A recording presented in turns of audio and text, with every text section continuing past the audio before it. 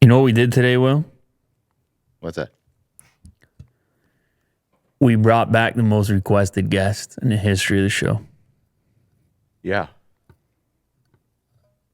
That's him right there. How does it feel to be back, Vin? I don't know if I was the most requested. We're off to a start here. We're flying high here today. I got lots to talk about. Actually, I'm glad you're with us here, David. I mean, we have some complex stuff to tackle. There's a lot going on. It always is. And we're going to try our best. That's all I can say about that. That's all I can guarantee. Kick it off here. There's been this ongoing court case, right? Epic, Apple. Epic has been saying, look, Apple has been squeezing us over here for those 30 points on that app store. We want options. We want to do things. Mm-hmm. We want to pass that savings back on to our customers, all those Fortnite players. They tried to do it, got kicked out the store, and now we're in court. And this is such a big court case because there's all kinds of implications with it about how the App Store operates, how Apple operates, all this stuff going on. And so other information has kind of come about as a consequence of the court case. Emails are getting exposed, tactics, things like this. So now we have some emails that were revealed about Apple's relationship with Netflix. Because Apple has this rule set, which seems very rigid, but then in a handful of special circumstances, there are compromises that are made when it really matters. Netflix, obviously one of those cases. Amazon, also one of those cases when it came to Prime Video, where now you're looking at these emails and saying, oh man, that Apple does really care in some circumstances. And so these Netflix, as an example, was able to basically give up on subscriptions through the App Store back in 2018. Now, normally, this is, economically speaking, how many subscribers you have in Netflix? You have, what is it, like 100 million? How many subscribers you have on Netflix? It's a lot. Mm-hmm. It's many, many millions. I got a number in here because I feel like this is something that we need to have. Let me see. 200 million subscribers. They reached over 200 million subscribers January 2021. Now, if Apple was making 30 points, I mean, you can't imagine it would be all those 200 million subscribers. But on a even like, I don't know, however much market share Apple has and iPhones have, so forth. If you had 30% of that 200 million and you got these $15 a month subscriptions and you're getting 30 points, I mean, you just understand it's really big business, how you choose to subscribe to these things. So previous to 2018, Netflix was letting you subscribe through the App Store like everything else, like Epic and Fortnite and all the other ways you paid for things. But Netflix probably sat there, for one, based on these emails, it seems that there was some evidence that for those individuals who subscribed through the App Store, they were more likely to end the subscription. That's number one, that thing that Netflix seemed to indicate here as to why they wanted to change their model. And then number two is they're sitting there saying, well, we're doing all this content. It's a recurring payment. What is Apple doing for us at that point? We're Netflix. And then so also in these emails, Apple comes back and says, oh no, here's all the things that we're doing. We featured you at the top of the App Store. We helped you grow, blah, blah, blah, and all the rest of it. Yeah, but once it peaks, then that's that, I think. Well, let me ask you this. If Netflix, the app, were to disappear from the App Store on iOS, are people willing to jump ship to save their Netflix? Or are they more invested in the Apple ecosystem that they would find other stuff to watch? You see, that's very difficult. I'm not saying Apple wants to do that, for the record, and I don't recommend that they would, but Netflix is evidence through these particular emails.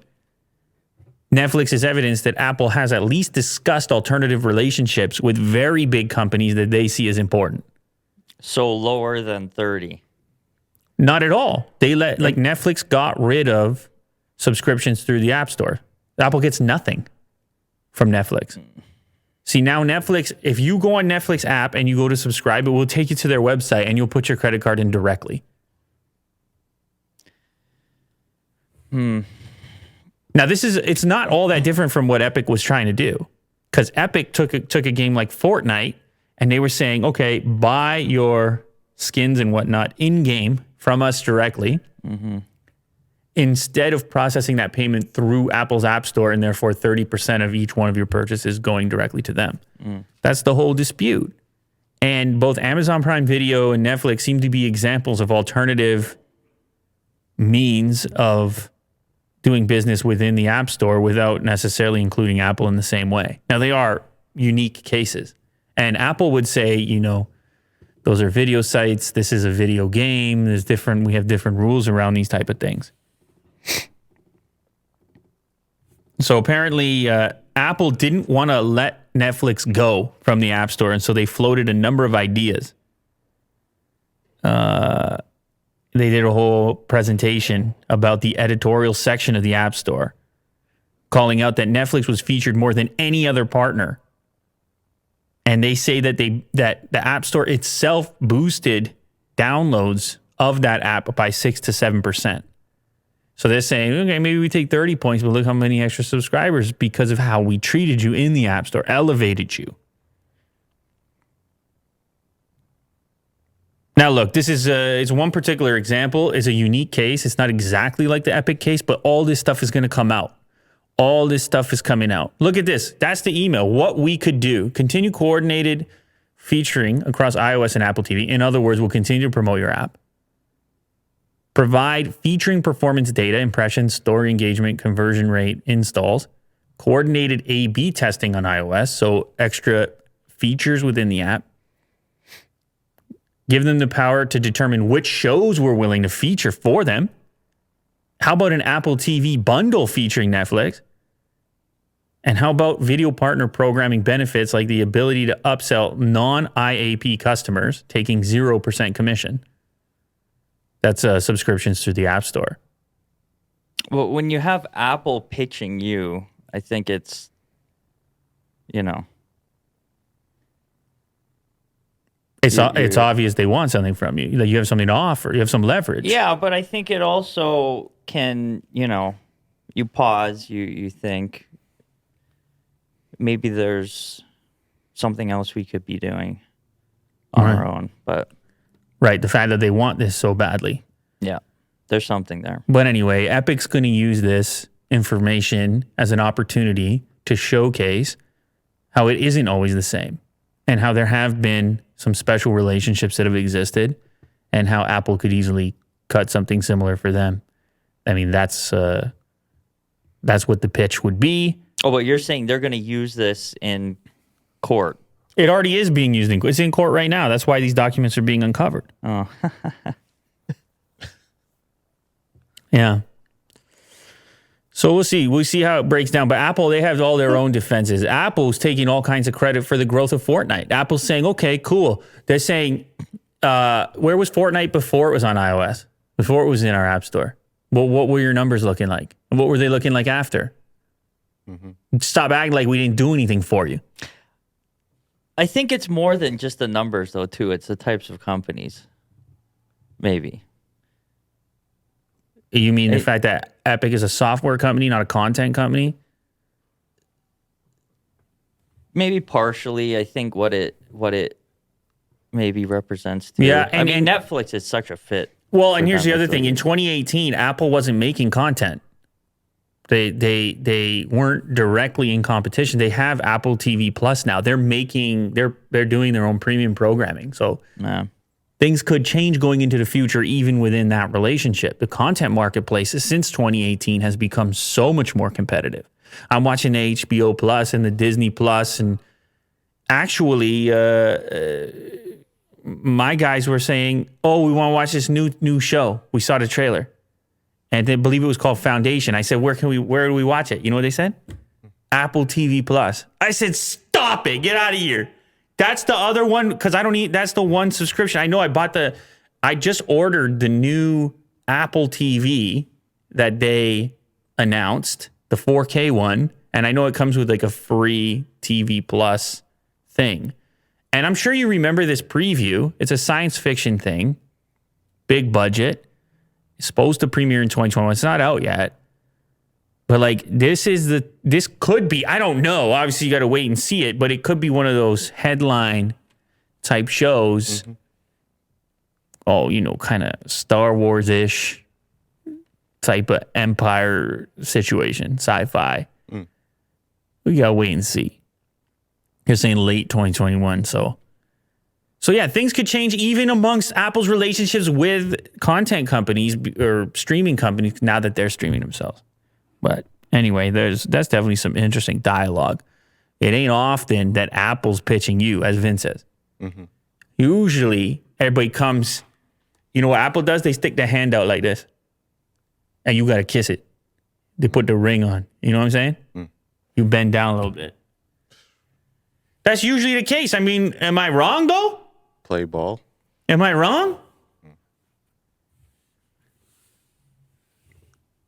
Today's sponsor, Manscaped. Look at this right here. And I'm glad we have Vin on for this episode. No. This is the Lawnmower 4.0. I can't even believe they went out of their way and they attempted to improve the 3.0.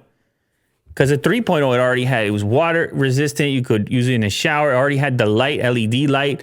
They improved the charging. Look at the dock and the style lines. That thing look like a Lamborghini right now. This trimmer's for your groin and body. 4th generation lawnmower. Still skin-safe replaceable ceramic blades.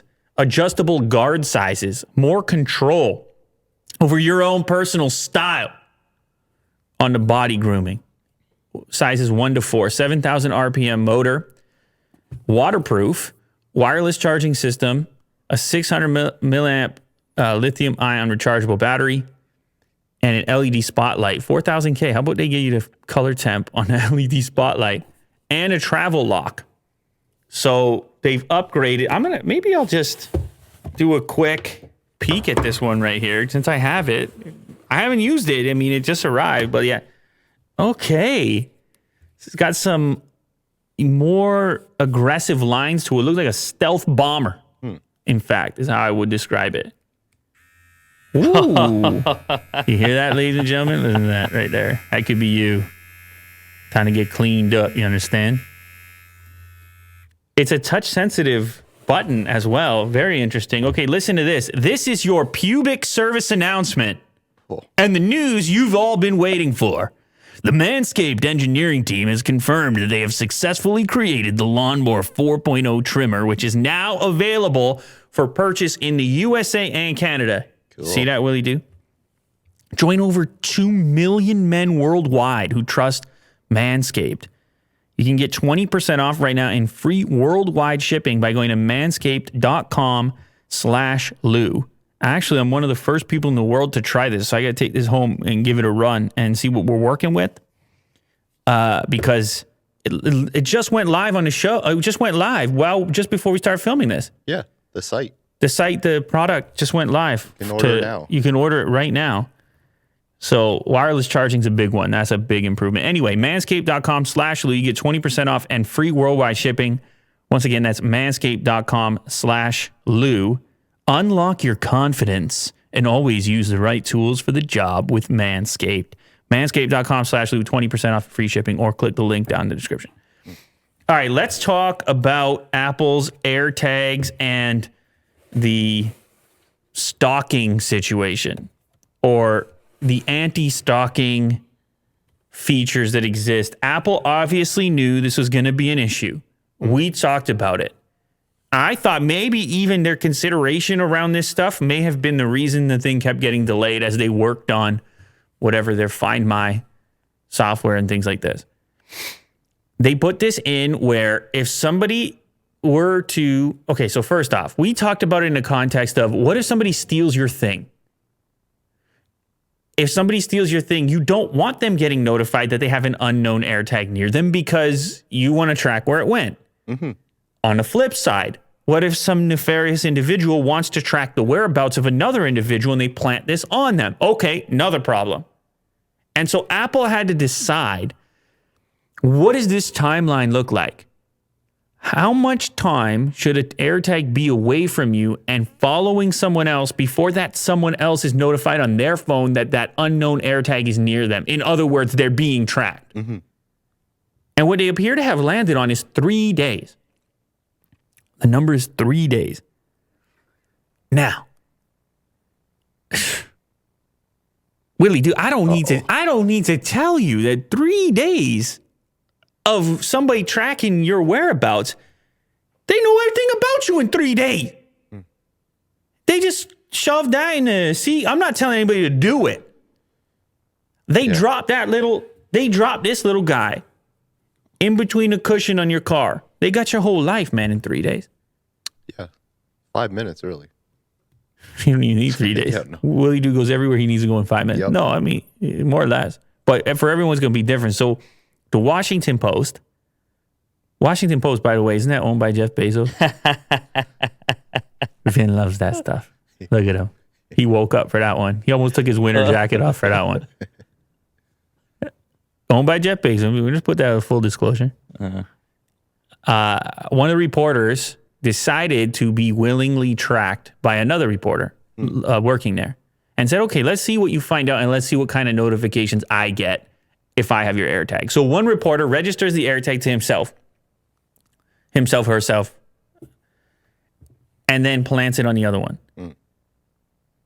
3 days later, the iPhone says, hey, there's this AirTag following you. You might want to know about it. And then the AirTag itself for 15 seconds makes an audible beep. You know that little beep that it makes? Mm-hmm. Now, fact number one. The only reason this person is getting notified even 3 days later is because they have an iPhone themselves. 50% of people in the U.S. and even more globally have an Android device. They get nothing. They're being tracked forever. Guy like Vin with a Samsung, I'm tracking him forever. It's never going to notify him on Android what's going on. But that's not even the important part, because like I said, and like this individual that did the article said, 3 days is enough. They got my home address. Right. I went home. Yeah, 3 days, you're going to go home. You're going to go to work. You're going to go to your restaurants. And it's pinpoint. Obviously, it's pinpoint. They got the ultra. What makes it good is what also makes it potentially problematic. You see, they're talking about domestic violence. They're talking about all the potential ways in which it could be used in a nefarious way. Now, you might be saying, and I believe you did say this prior when you saw the article, well, so what? Tile was doing it forever. Why didn't they take that kind of heat? And it's because of the brand that does it and the footprint. This is the biggest, most recognizable tech brand there is. When they do it, people pay attention. All of a sudden, everybody and their grandmother knows it's happening. Prior to that, it stays more niche and the general public plays around with it a little bit less. If we're talking about saturation of trackers, Apple doing it is another level to it. Selling 4-packs. These babies are going to be floating around. And people might be tempted to use them in ways that they shouldn't. So now here's the question.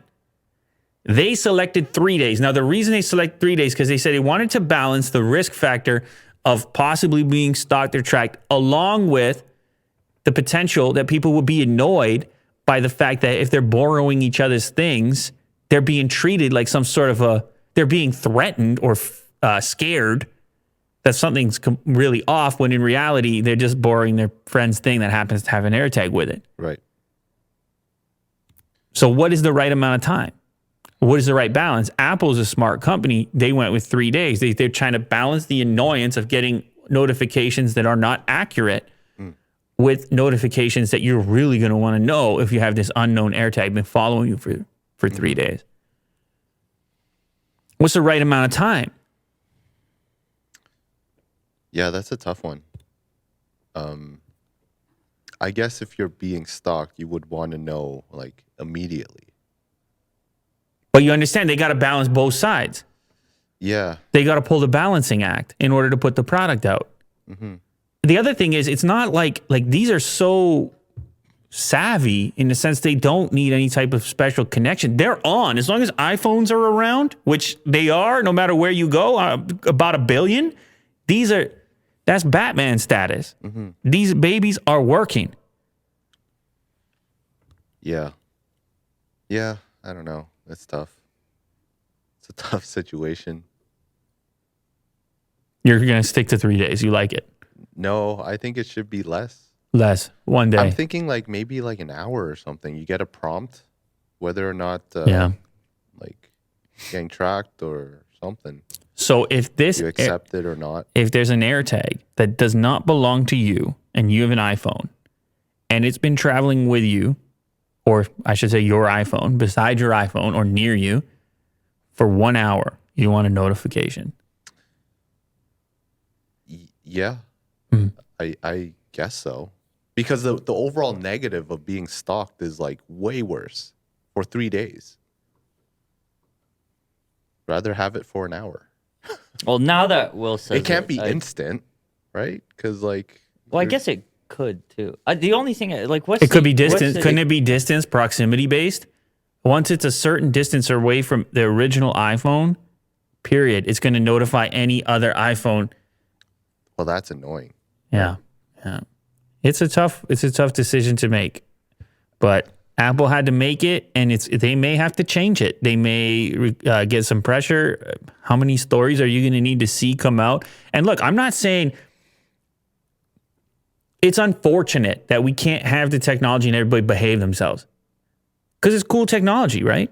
At the end of the day, but it's just not historically what human beings do, behave themselves. Not all of them. And so inevitably you end up with situations. Yeah. Vin, you're going with 1 hour as well. You want a quick notification that one of these has been planted out. You want to try it out? I'll hide this in your car. Like, what are the... No, he'll never find it. He doesn't have an iPhone. He'll never find out. What are the use cases for these? They're supposed Honestly, like, what's the commercial? Like, what? your keys. You put it on your keys. You put it on your keys, and you then, put it in one of these. I lost my keys, and then your phone guides you back to it. Phone guides me back to it. Then notifying other phones. It's also notifying other iPhones around wherever my keys would be. Or no, what do you? So if you register this AirTag to your phone, Yeah, and then you lose it or it gets far away from you, you can keep tracking its whereabouts without anybody around it being notified. okay, yeah. But what we're talking about specifically here is the individuals near it that are potentially have had it planted on them. Those are the individuals that we're referencing here. And how are they to determine Their those iPhone cases? Their iPhone will pop up with a notification, hey, there's an unknown AirTag nearby that's been whatever the message is traveling with you. I mean, I think And they're saying what? It has to be how close to you right now. Or it's been the key part here is that it's been traveling alongside your iPhone, and it doesn't belong to your iPhone. It hasn't been registered to your iPhone. and that's 3 days. Yeah. See, like there's the prompt. Will, if you go back to the original article, and this is important, there are a series of prompts. It says AirTag found moving with you. The location of this AirTag can be seen by the owner. Then the next safety alert says your current location can be seen by the owner of this AirTag. This AirTag may be attached to an item you are borrowing. If this AirTag is not familiar to you, you can disable it and stop sharing your location. AirTag detected near you, and then it will tell you to remove the cover and remove the battery. Imagine how that feels, though. Woo! You're just chilling at home watching. You're just chilling at home watching Netflix, and you get a notification: AirTag found moving with you. You see what I'm saying? It's a big deal. Yeah, It's the most scary. accessible, most marketed global tracking device that we've ever seen. It's a much bigger deal than it seems like on the surface. It seems really fun in the commercial, and like you don't have to consider. But I know Apple considered all this. They would have had to. But it's more when you put out a really easy to use, user-friendly tracking device, how can you imagine that everyone's going to use it the right way? You just can't. It's most people will use it the right way. Absolutely. 99% of people. Yeah. Absolutely. But they have to account for the other use cases. They have to. Or they don't. I mean, they put out the product. I don't know to what degree they're responsible. That depends on what customers think. It depends what guys like you, it depends what the audience here thinks, what is their responsibility level. Because I don't know. I mean, it's not like it's illegal or something. What you think about it, like if something significant ever happened, though. Yes, that's what I'm saying. And then you get the brand associated with the activity. Absolutely, dude. He doesn't want to say it, but like if some criminal activity took place, and then you have and it was a terrible one, a high profile one, and then it turns out that the AirTags enabled that individual. Yeah. And it's just no. Look, for the record, some people can read this the wrong way, like we're being critical of Apple. That's the person's responsibility, but it's just Apple trying to avoid the fallout of having any association with such a thing. Right. It's just a corporate strategy thing of like, how can we minimize the potential for this negative effect and association? And then that's why they put the stalking thing in at all. Yeah. And now there's articles about it. Well, then I think you need to notify immediately and have hourly reminders or yeah. Well, that's the thing is there's also individuals that are probably just not even going to realize what that means. You get so many prompts on your phone. Yeah. They're like, an AirTag's traveling with you. They're like, okay, another notification, swipe it away. Like there's that potential too. Sure. But more importantly, it's the fact that the 50% of people who don't have iPhones are never going to get a notification, or at that 50% in the U.S. But, no, that needs to change. That needs to be coordinated and shared. So like Google and Apple have to communicate on that. Yeah. Yeah, I mean, would be a lot more helpful to end users. Yeah. Because, if, man, I don't know. I'm just thinking high school kids, and they're so small and easy to set up. Anyway. It's hard. It's hard to be making things like this and having to account for this variety of scenarios like we're doing right now. That's a huge complexity. I realize that people have high standards. Apple's got a few bucks, lots of engineers. People have high standards. Speaking of high standards, here's another AirTag concern. AirTags are all over the news these days. There's an Australian store that pulled the product, a high-profile Australian store, because of the battery inside. It has one of those flat little batteries. What are they called, those batteries? There's a name for that type of battery. Anyway, it's the little flat ones that you see kind of in watches and any electronic that can't house a typical battery form factor. And in Australia, they've been super proactive in the past about these type of batteries because kids swallow them, and it can be terrible consequences. They call them button batteries. They pose a significant hazard to small children and can cause serious injury or death if swallowed. Aside from posing a choking risk, a battery lodged in the esophagus can burn a child from the inside in just 2 hours. Wow. Now, what I was saying to you, Will, is frequently when you have this style of battery, you will have some sort of locking mechanism that will like require a coin, or it will be really hard to open up. And Apple doesn't have that. They have this super sleek design on here. And twist and pull. They sell them in 4-packs, so they're going to be all over the place. No, it's literally just watch my hand. I have it right here in front of me. I just put my fingers on top. I just twist, and that's it. It's right there. So it's not just that it's relatively easy to do. It's also not exclusively deliberate. Like it could maybe happen accidentally just through handling it. Did it just make noise? There, it's back on now. I'm glad they made the battery replaceable because it's kind of nice. You just replace the battery when it runs out. But Australia is just kind of, and by the way, Australia themselves, the government did not ban the thing. This one retailer was nervous about it because they've had some more strict rules in Australia versus other places. So they were just getting ahead of it. Like, well, let's wait and see what happens before we carry it. But AirTag product is getting hammered from multiple angles here. Oh, I think that's a recall. A recall? Yeah. Well, you guys are showing me things getting recalled left, right, and center for way less than this. What are you talking about, Peloton? Yeah. Well, this one hasn't done anything to anyone yet. Still, you do the thing, you have the slit for a coin or a special tool, and that's that. And you make it harder to twist. It is pretty easy to twist. Anyway, it's like I said, it's not an official thing yet. Apple says we believe it's fine. Button, here, what do we have here? Incidents involving button batteries severely injure an average of 1 child per month in Australia. How about that? You don't think about these things. Injure. I guess that's the only way of injuring is eating, right? Ingesting. I presume. Yeah, I presume. Anyway, okay, moving on. Twitter has a new feature which wants you to think again before you send a mean tweet.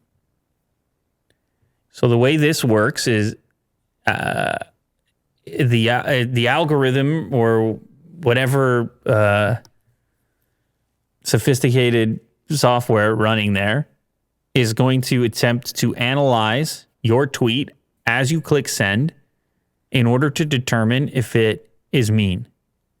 At which point, if it's mean using mean terms, whatever, at which point it will then suggest maybe you want to revise that. It'll say, are you sure you want to send this tweet? And so far, it has resulted in a number of people reconfiguring their tweets. The feature launched on Wednesday, and it has, when prompted, 34% of people have revised their initial reply or decided not to send it at all after getting the prompt. Now, is that those people in the goodness of their heart, or is that those people worried that they're going to get banned or suspended because they're getting this warning like, hey, you sure you want to send that? Yeah, that didn't happen before, so they might be spooked. Spooked, like, oh, damn, they're watching what I'm typing here. What the prompt says is, want to review this before tweeting? And then the user is presented with 3 choices: tweet, edit, or delete. After they were first prompted, users composed about 11% fewer offensive replies in the future. Well, it's working. I mean, that's good. And then they were less likely to receive offensive replies in return. Anyway, this is pretty well documented that things can get mean on social media, and people have strong feelings about this. Like, they should say whatever they want. And Sure. But Twitter is a private company, and they rely on advertising revenue like all these social media platforms. And I know what people say, well, advertisers should want to advertise to everyone. Yeah, you're right. But often if people have a negative experience on social media, they may turn that social media off, and then they're no longer available to those advertisers, and therefore they're no longer a potential customer, and therefore they're no longer useful to the social media platform. So a social media platform cares about one thing: keep those users there. Make them have a nice experience they come back to. Now, I don't know. That's a bit, I oversimplified it, because I'm sure some people love the hate. I'm sure the reason they're there every day is to indulge in mean tweets. So, but here you see 34% of people revise their tweets, which is something. But you could read it the other way and say 66% went through with it. 66% were like, no, I'm about to be mean right now, and that's my choice. But the definition of mean, like, is criticism mean? So here's how it works. They are looking at a couple of different factors. So it could be the terms that are being used that are commonly associated with, let's say, threats or name calling, things like this. And then they're also looking at who you're tweeting at and what their relationship is to you. So you can get away with more to, like, a friend of yours who you tweet with frequently, and maybe it's banter or something like that. Yeah. And they're going to have to keep tweaking this thing, right? You don't want this to go down the road of eliminating criticism, because that should be fine. I mean, people should be allowed to criticize things. You can criticize and not. Well, but be there's mean. different ways to do that, right? There's a way to say, hey, I don't really like what you did there. And then Yeah. there's a way of saying you whatever, whatever. Yeah. And arguably one of them's more effective if you're actually like, it's hard to achieve much when you get to the level of just name calling and things like this. So, but look, don't act like Twitter cares about what's right and wrong here. Twitter's a company and they have one goal to, if people have a better, they're tracking probably alongside this experiment what it means for people's user behavior on a platform and whether it might mean more time on a platform. Yeah.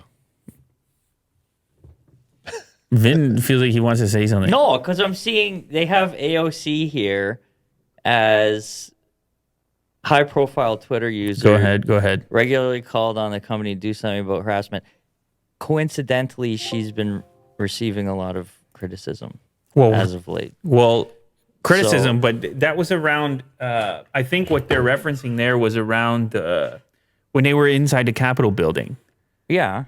And she was like trapped in a room or something. That's my only thing. Like with politicians, I mean, I think I think it's better served to have more,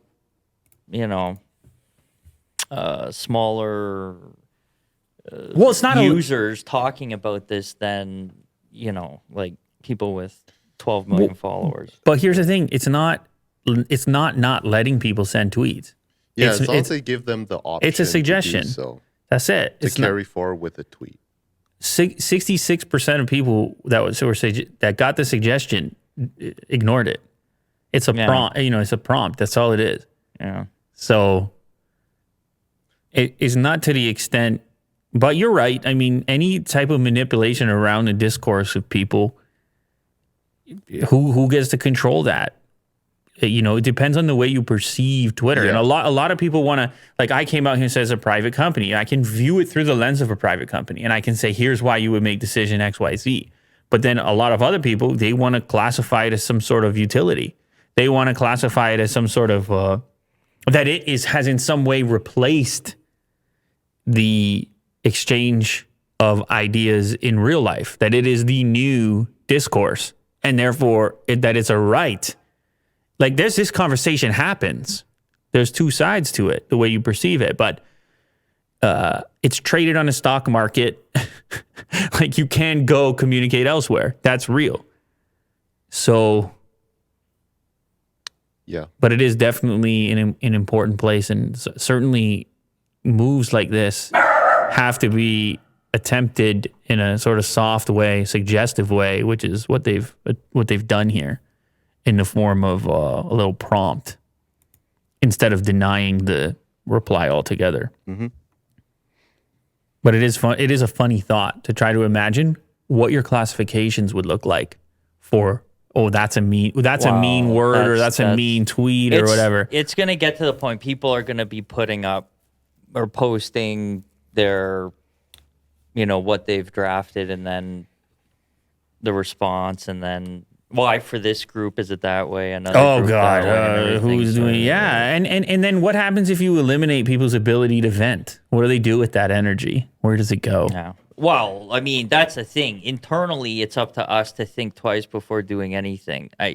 That this has to happen is already a bit of a red flag. Oh yeah. I think so. Well, yeah. I mean, obviously, people are a mess, right? People are pent up, Sure, and yeah. Obviously. Yeah, I personally don't see it as suppression, not yet. I think it's just more like awareness. I know, but can suggestion eventually get to suppression? Because suggestion, I mean, that's how we live our lives, right? It's like, what is normal? When you have applications constantly finessing you into a way of communicating and so making the suggestion, it's like you go to a restaurant and they keep saying, you should try. You know what you should try is the rotisserie chicken at Subway. Remember Vin's whole thing? Mm-hmm. And maybe the first few times you resist it. But then on the 10th time, you're like, you know what? I'm going to try that rotisserie chicken. And then from that point forward, you're a rotisserie chicken guy. There's a term for that in sales. I forget what it is, but it's a strategy. Of course it is. Pressure sales. I'm just saying suggestion persuasion, that's a very effective tool to, and I'm not going like, look, I can easily go on both sides because I get my own share of negativity and, not to the extent, definitely not to the extent of other people, but like just unnecessary mean tweets. Of course I experience that and I just keep it moving. But does it have to, you do. But you would rather not have those. Well, what it is you terrible comments. Right? What it is like, first off, it's a ratio thing. Is it all the time, or what percentage of your experience is it? If let's say it was like 9 out of 10, am I still going to be as inclined to use the platform? 9 out of 10 comments are so anyway. Look, it's complex. There's no perfect situation. They're experimenting with this right now, and certainly other social media, they do ghost versions of these tactics, like Instagram hiding the like button or hiding the number of likes. Like they're all trying to figure out the psychology of how to keep you going and how to avoid whatever pitfalls exist that are causing people to leave the platform. So they're trying to be way ahead of that with a lot of these moves. Like, what do they know then? even they know everything. Are you crazy? They know everything. What about YouTube asking you when YouTube puts up the thing and they go, "How did this make you feel, this video?" And it's like, did you find it to be entertaining or calming? Was it informative? What was it? And then managing what they think you need in your suggestions next time around. Because let's be honest, you're not picking it. I mean, shout out to everybody who picked to watch this video. But if it doesn't end up in front of you in the first place in the way you use the platform, well, you didn't watch the video. I mean, how many people are going looking for a video these days? No, you're at the you're sitting there waiting for the next suggestion. Mm-hmm. Yeah, this is a tough one. I just think suggestion. Go ahead. Sorry, my bad. Yeah, go ahead. At least there's an option there, at least for now. Yeah. It's not total suppression. Yeah. It really got me thinking this when you use the word suggestion, it really got me thinking about. Did I use that word? Or I don't know, maybe Vin did. The idea of, can suggestion or persuasion.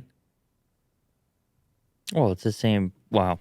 Suggestion is you're being suggested what's popular based on what everyone else is watching and what you've already previously watched.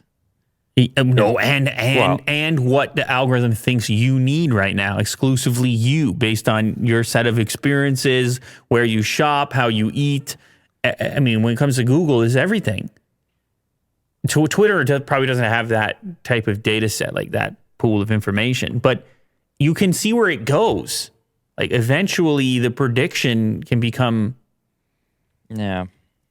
so sophisticated that you making choices. See, this is where I'm going on it. If we all submit to the suggestions all the time because they're easier, because we choose convenience, then yeah. Well, it's a lot less looking and clicking and it's more automated. Entirely. Yeah, like what I'm trying to say here is, you might find yourself eating food you don't even like just because there's 50 of them on your street. Sure, yeah. There's 50 suggestions on your street that are all big shiny signs, and the place you really want to eat is past those 50. And your human weakness along the path, you might get past like 7 or 8 of the 50, but you turn into the 10th because you're just like, God, I don't want to walk past all these. There must be a reason they're all so successful or being suggested to me. And next thing you know, you've convinced yourself that you've made the best choice. We're in the weeds, obviously. It's the beauty of this. That's the beauty of this. I mean, this is a difficult process, and we've gone so far out into what situation like this could lead to. But in the meantime, it's as simple as what's stated here. That is, they're going to try to smooth over the offensive tweets. That's all. All right, Bill Gates, Melinda Gates divorce. Prior to Vin's favorite.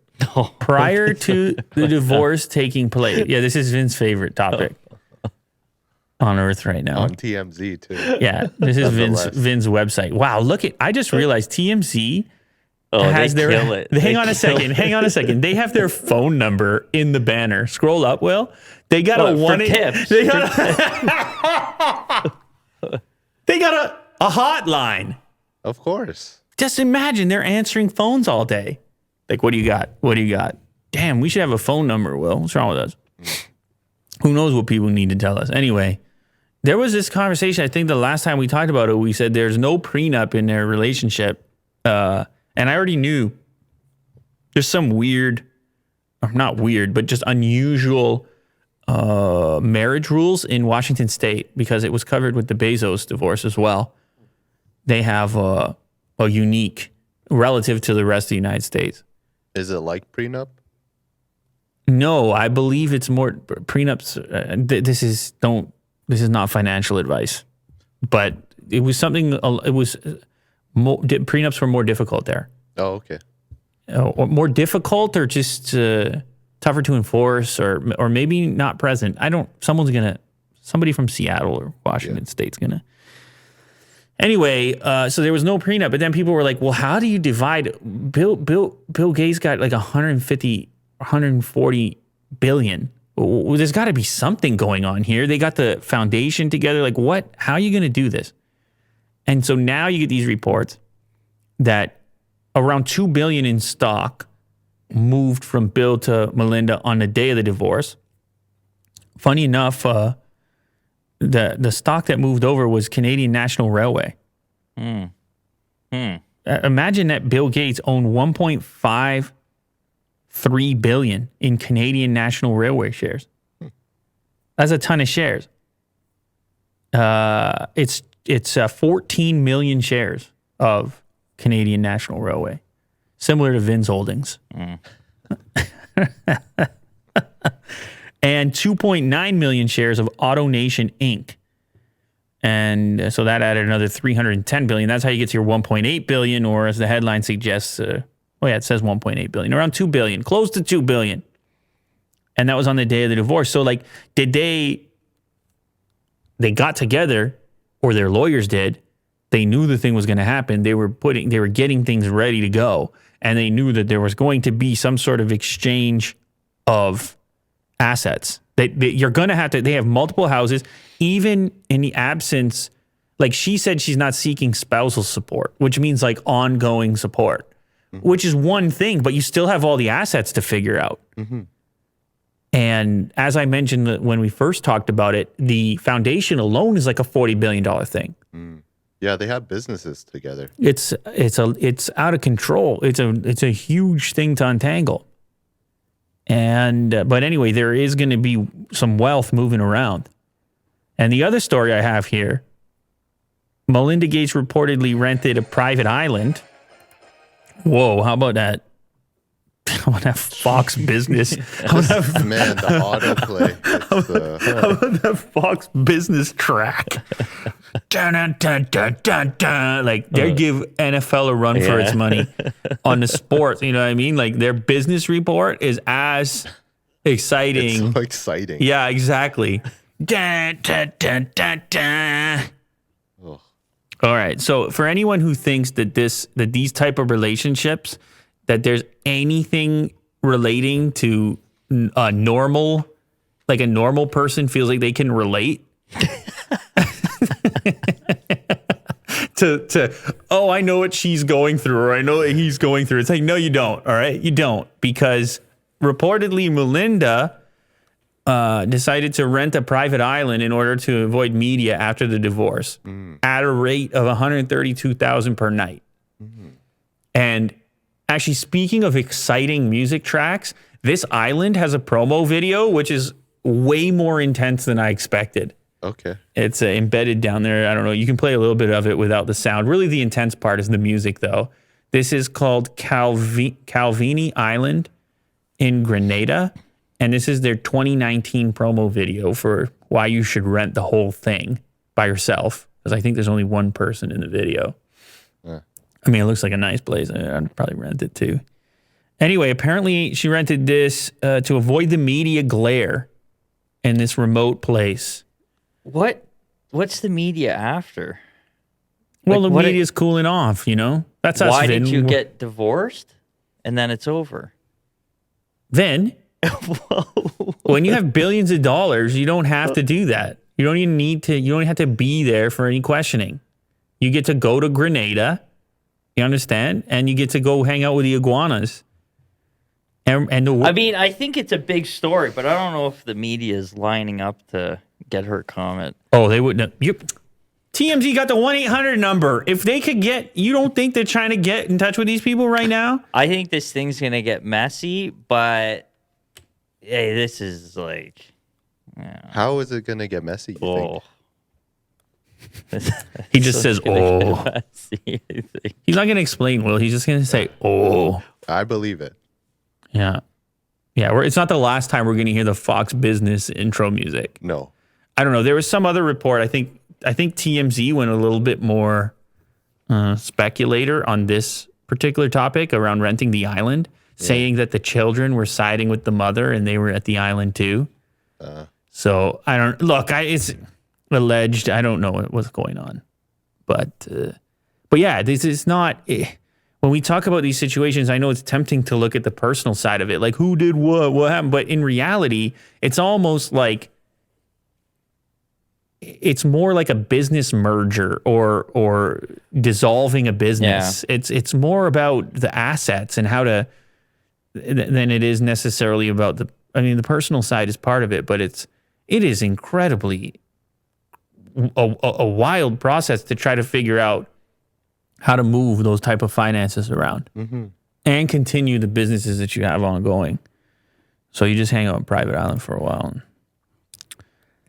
Apparently the PS5 is already getting a sort of a redesign, and it will enter production 2022. They've got a new semi-customized chip from AMD, and this is unlikely to be one of those big overhauls. There's obviously been a component shortage, and just a PS5 shortage dating back to, launch, really, resellers and all that.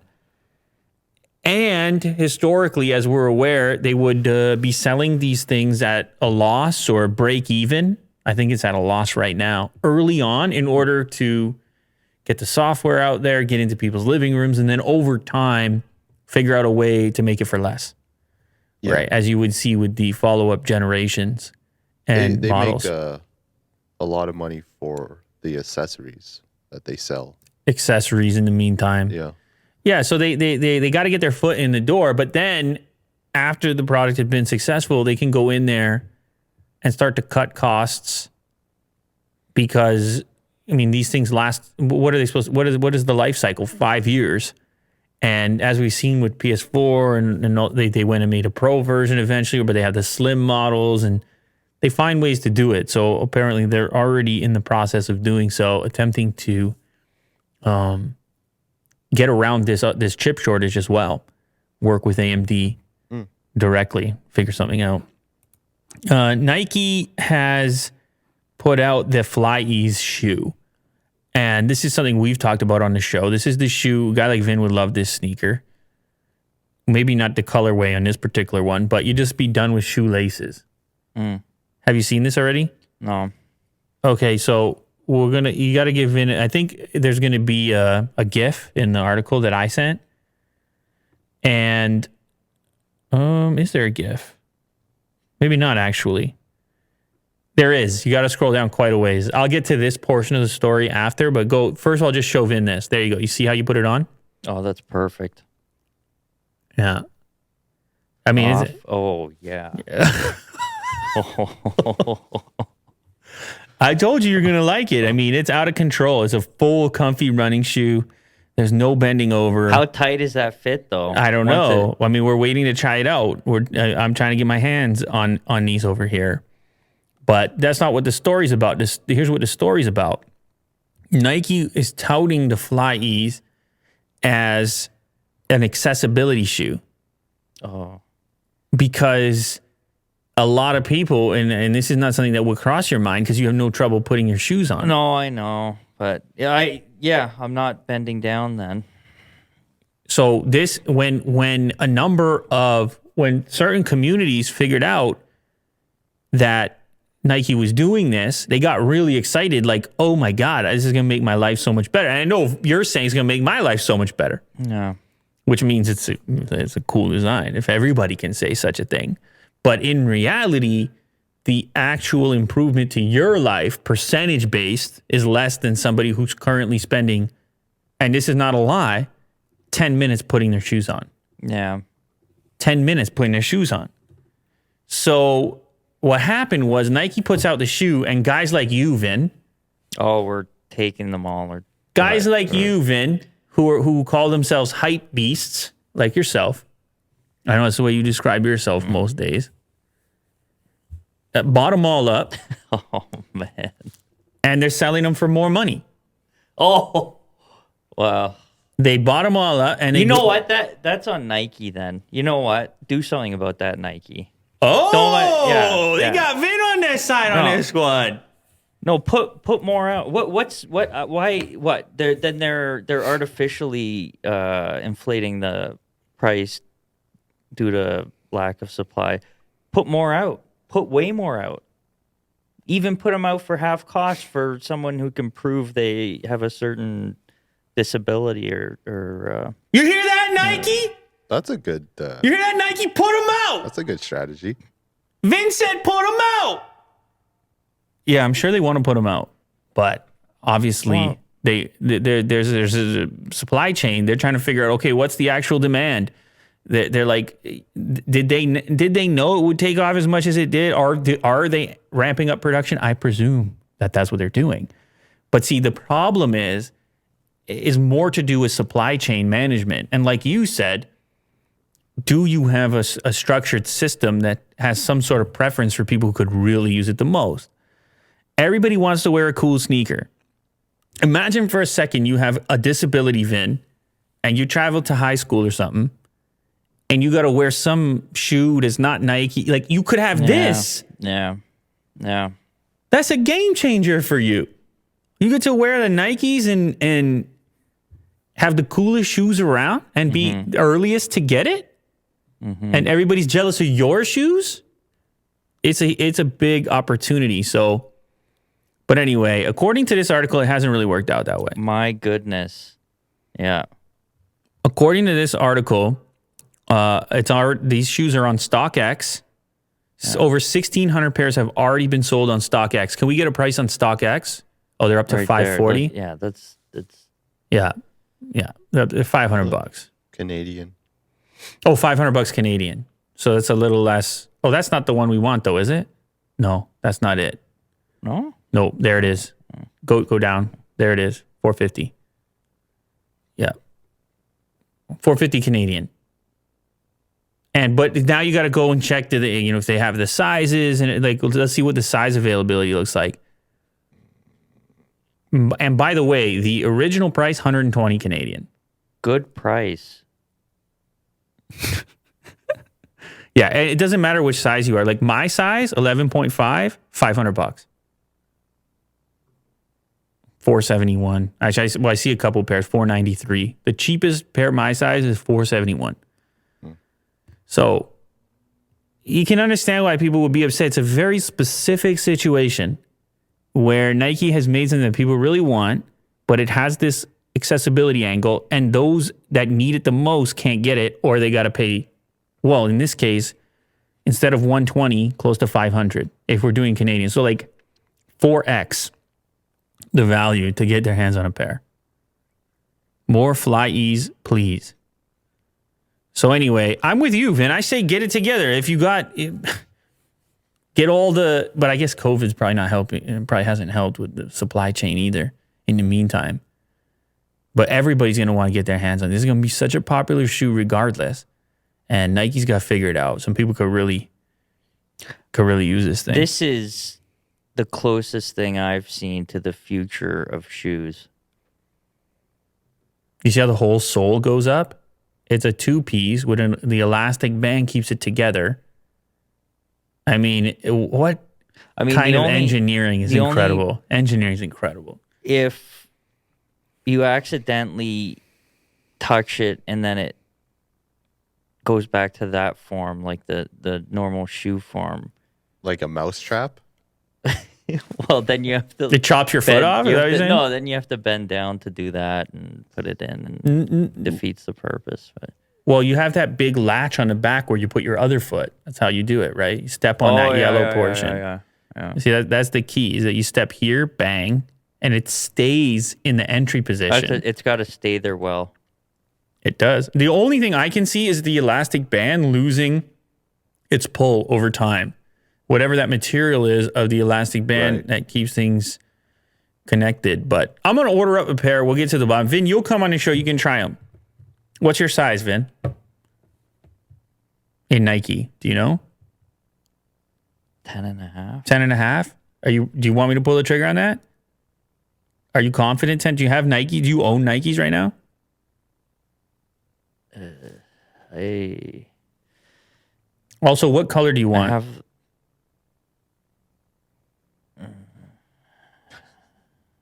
Do some shopping right now, Vin. You're going to do a live try-on this show. It's going to be a hit segment. I guess the black one... Yeah, all black. If they have... this one. Yeah. Okay, check the sizes, Will. If they have 10.5.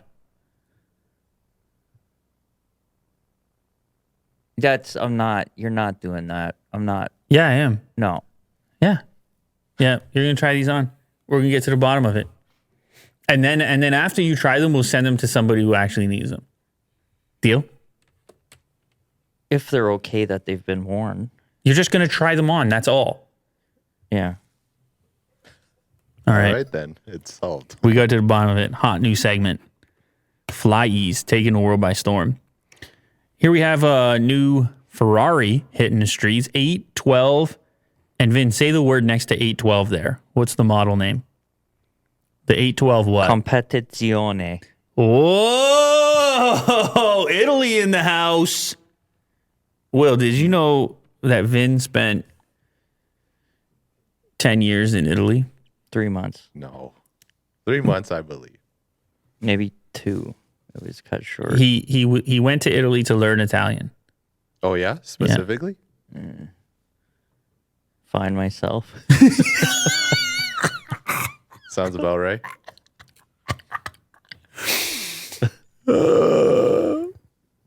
Did you find yourself there, Vin? Yeah. All of it? A good part. Oh, okay.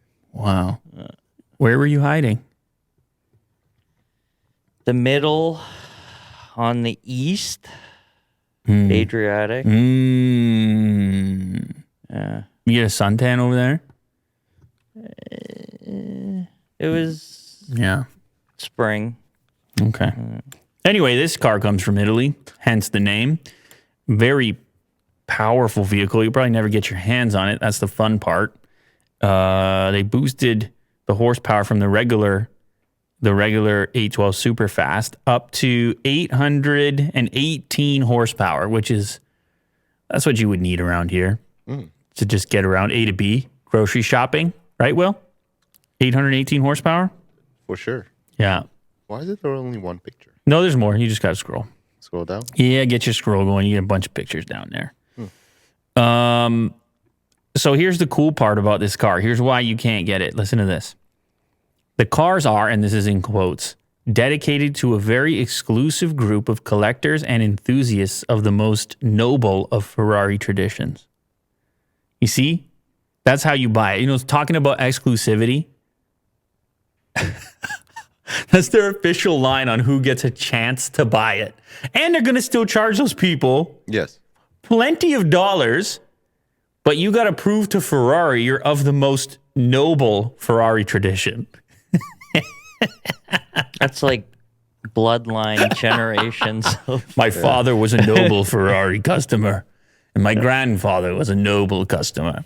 I myself am also a noble Ferrari customer. Please grant me the opportunity. Yeah. That got me going when I saw the word noble in there. Moving over to more practical means of getting around. Here's a little survey on what's the most important thing for electric vehicle shoppers. They did a little survey here. The top priority right now, 61% of respondents said their top priority was range. Would you guys agree with that? If you were in the market for an EV, what would be at the top of your list? So there's the other ones that were up near the top was price and charging infrastructure. Those are the three.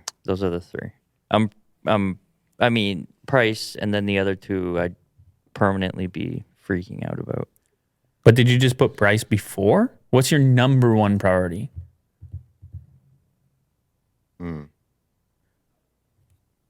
The charging infrastructure. Nice, interesting. So you don't care as much about range as long as you can top up. But you know it takes a while as of right now. You have to sit at those stations a little bit. The whole thing needs to be figured out, especially with COVID now. I saw someone charging and standing outside. Yeah, but you must have chargers in your building, in the parking garage, no? No. Really? I saw someone at the gas station there, but you're not going to hang out inside the... No, you sit in your car, you go on your phone. That's what you do. That's what everybody does. Yeah. For me, I would put range at the top too, because if my charging all happens there, so the only thing is now, how much am I going to charge? The way I use that electric car is not really long trips. So it'd just be the amount of times I need to charge could be benefited from better range. Yeah. And then the price one, well, that thing is stupid money anyways, but I think range anxiety, it still exists. It's still a consideration. Is it a consideration for you? Yeah. I think price. Number one. I would go for price as number one. Right. I mean, I think we're all pretty good on the infrastructure here. Like we have that. Chargers. Yeah. Oh, yeah. No, the charging, yeah. But that's like we're like exclusive in that sense. Like we actually built it. So price. Yeah, there's still a little bit more money than the equivalent. But that's changing. That's actually changing rapidly. So is range.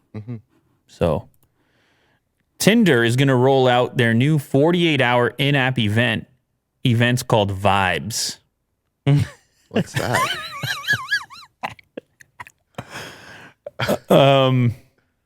This is a new type of event, which is a bit of a hybrid, which is going to combine features and aspects from events such as Swipe Surge. Oh my gosh. And Swipe Night. Swipe Surge is a longtime Tinder feature that lets users know when Tinder usage in the area is busier than usual. During a surge, activity may be 15 times higher, which increases users' potential to get matched by 250%. Users are alerted to surges via push notifications when they open the app. Be on the lookout for surges, all right, boys? Surges and vibes. Swipe Night, on the other hand, is like an interactive, almost like a choose your own adventure type of trivia thing. And Vibes is going to be kind of like that. So what it is if there's vibes going on in the area, then the app would look like this. Okay. And what Will's showing off is like a picture. It says Vibes and it says, how do you feel about cooking? And then rather than having to strike up a conversation with somebody, what you would do is just play this little game answering these questions. So the options for cooking is how you feel about it is a nicer Gordon Ramsay, low key, would rather starve, and then for survival only.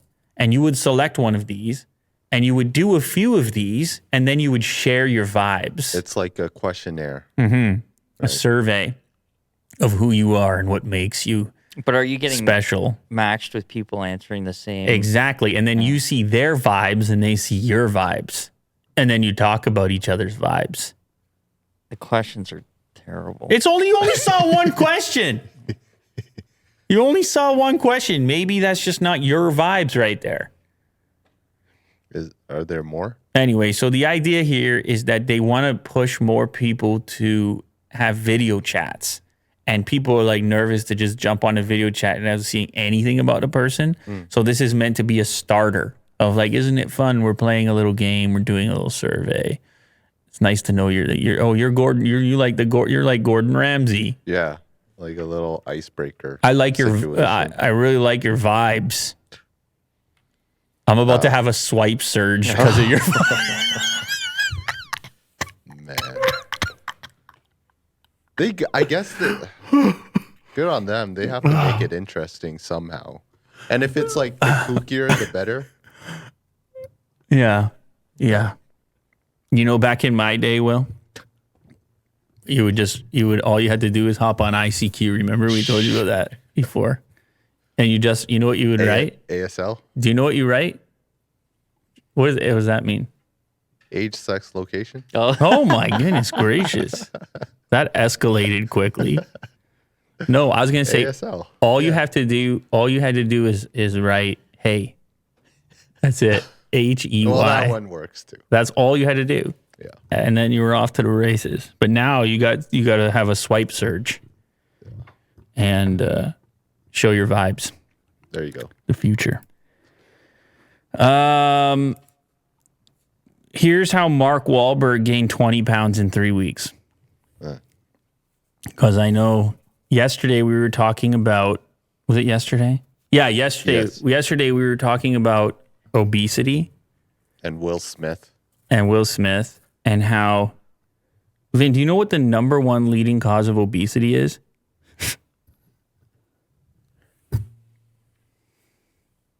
It's kind of broad. Yeah, go ahead and just take a guess. The number one leading cause of obesity. Doing nothing. What?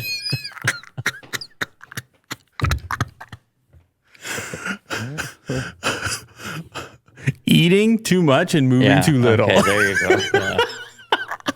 Yeah. That's according to the NIH. That's science. But it's a controversial. That's controversial. That's a controversial answer right there. Anyway, it looks like Mark Wahlberg is proving the point. He needs to put on some serious weight in order to do this new role. What's the role? I don't know. He's got to be fat, obviously. But anyway, so he's in a rush to get fat, and now his diet consists of, because he was in shape, he was doing the boxing movies and things like this. So he's eating 12 eggs, 8 meals, and 7,000 calories a day. And here you go. We got a photo. That's me on the right. This is the type of role that I would want to get right here. Yeah. They're like, listen, you're not fat enough. We're gonna need you to take care of that. I'm like, no problem. Where's the spread? Where's the buffet? No problem. What you need? I like though how they treat it professionally. They're like, Mark Wahlberg's personal chef Lawrence Duran breaks down the actor's intense plan to pack on 30 pounds. Like they make it seem so calculated. It's like, just eat whatever, just keep eating, and it's gonna happen. You don't want him to have a heart attack. There are certain things that you can't eat. Yeah, but there's no argument that he's gonna. There's no healthy way to be 30 pounds over the weight you should be, right? Yeah. The body, it's going to be a temporary thing. He's going to put the weight on, and then he's going to have to take it off. But you're right. He could overdo it with sugar, and there are. Sure, yeah. But he needs to be fat for the movie, Will. Okay. Not just bigger, not like bigger, muscle bigger. He needs to be fat for the movie. Yeah. Like you could have a role that says, no, you got to look like a fat guy. But why don't they just give these roles to people that are already of that weight? Yeah. How dare you, Vin? No, Well- I kind of agree because it's kind of typecasted. Right? Yeah, but why is it that when they lose a bunch of weight, right? Like Christian Bale or whatever in A Machinist, you remember that? Sure, yeah. When they lose a bunch of weight, everyone's like, "Oh my goodness, they're dedicated to their craft. They're committed to their craft." But then when they put on a lot of weight and get fat, It's not the same amount of Yeah. respect. I don't know Oscar results. Because the other guy did it. Didn't Matt Damon do fat? Did he? Who did fat? I don't know if Matt Damon did it. You can find a photo. Christian Bale? He did fat, but he also did skinny, right? Yeah. Yeah. Yeah, okay. So Christian Bale, most But- shouting from down there, is very cinematic. I think mainly because Wahlberg is like known to be like this really ripped guy all the time. Yeah, so what I'm saying is that I think the way they look at it is it's a commitment thing. Like you believe it more because like, damn, that person did something extra. They didn't just get the phone call and then they were like, okay, I'm ready for the role.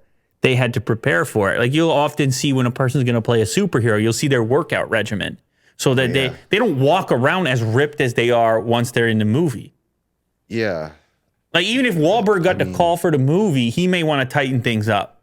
Sure, yeah. For if he's got to play some whatever boxer or whoever it is. Mm-hmm. You don't like this. You're upset. You guys are both upset about this. I'm very confused. No, I was thinking like, is there a difference between losing like a large amount of weight versus gaining weight for roles? I don't think the body really likes either. No, I'm thinking like, what's the sentiment there? Because I just remember Matthew McConaughey for Dallas Buyers Club. He lost a lot. Yeah, but he played a great He character. did. Yeah. Well, yeah. And that I think that's more convincing than them gaining weight. I don't know. Yeah, well, because it's harder. We all subconsciously yeah. know it's way harder to get down to those levels, and it's often a dramatic role that requires it. Mm-hmm. And so we have our preconceptions around it. I don't know. I'd be curious. I'll look afterwards, but Oscar winners gaining weight versus losing weight.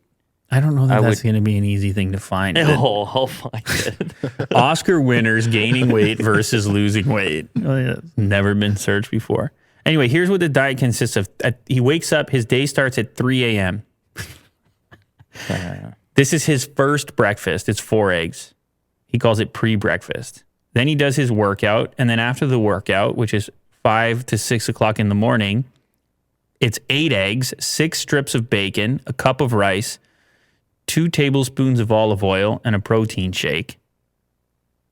Then 3 hours later, it's ground beef or ground turkey, hamburger patty or meatloaf, another cup of rice. 3 hours later, half of a roasted chicken, another cup of rice, a cup of cooked spinach, and a cup of cooked beets. 3 hours after that, it's a veal chop or a pork chop, 8 ounces of that, 4-ounce piece of salmon, another cup of rice, olive oil, beets. Then we'll do another meal, 8 ounces of steak, 8 ounces of whitefish, sea bass or halibut, and load up on a ton of vegetables. Then, nightcap, before bed, a mash that consists of cooked steel-cut oatmeal, 2 tablespoons of applesauce, 2 tablespoons of jelly or jam, 2 tablespoons of almond butter, and a tablespoon of molasses. It's just another mass gainer to put on weight during sleep. Interesting. It's so calculated. Is he actually fat, or is he getting? What is the role? That's a lot that eventually has to come out. Come out of where? You mean come out like that, or that he has to lose later on? No, like bowel movement. Oh yeah. Does he have cheat days? Like, what do you mean? A cheat day would be I guess whatever he likes to eat. pastas, pizza, and cookies. We're very regimented. So it is a certain type of weight they want to put on. I guess he's just getting bigger, like bodybuilder mass. bigger. Yeah, I don't know that he's going to necessarily be fat. Interesting. Huh. So maybe it's not what we thought over here. Well, I think the goal is putting on weight, but in as healthy a way as possible. Yeah, bulking up. So there's some details here. What do you got? April 8th Mark spoke to Jimmy Kimmel about his upcoming movie in which he portrays a fighter turned actor. Interesting. A boxer who turns into an actor, and then and then I guess that boxer is heavier than he is normally. Interesting. All right, we got to wait and see how he puts it on, what type of weight it is. But when I read the actual diet, I was like, oh, that's actually not that unhealthy. It's working though. It's a good picture. I really like that he's not looking at the camera. Out of those two images right there. Come on. No, hang on. Which guy is more satisfied? With life. Yes.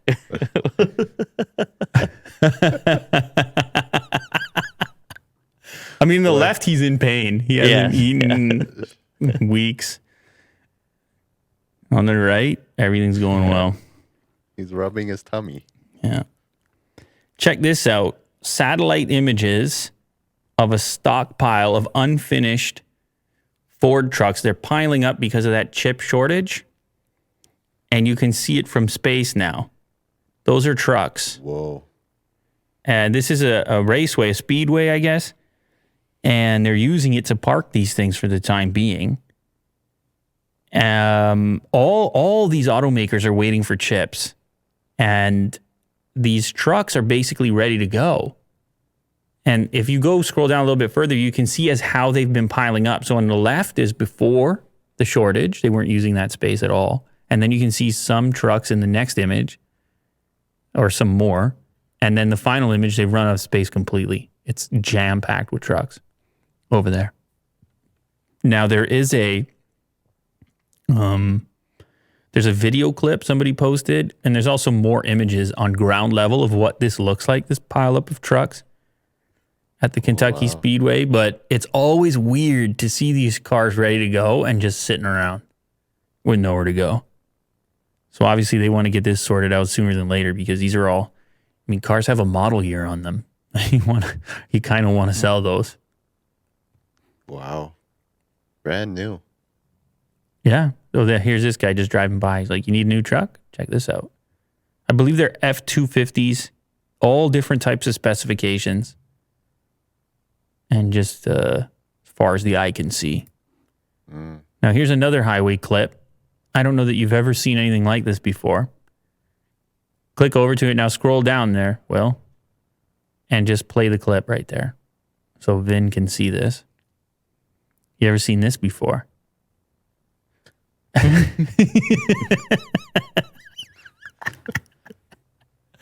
So this is reverse, traveling in reverse on the highway. Did he like change the whole car? Or no, he's just driving reverse. Does he like have the arm over the chair and he's looking back?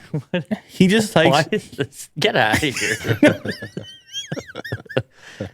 No, he prefers driving reverse.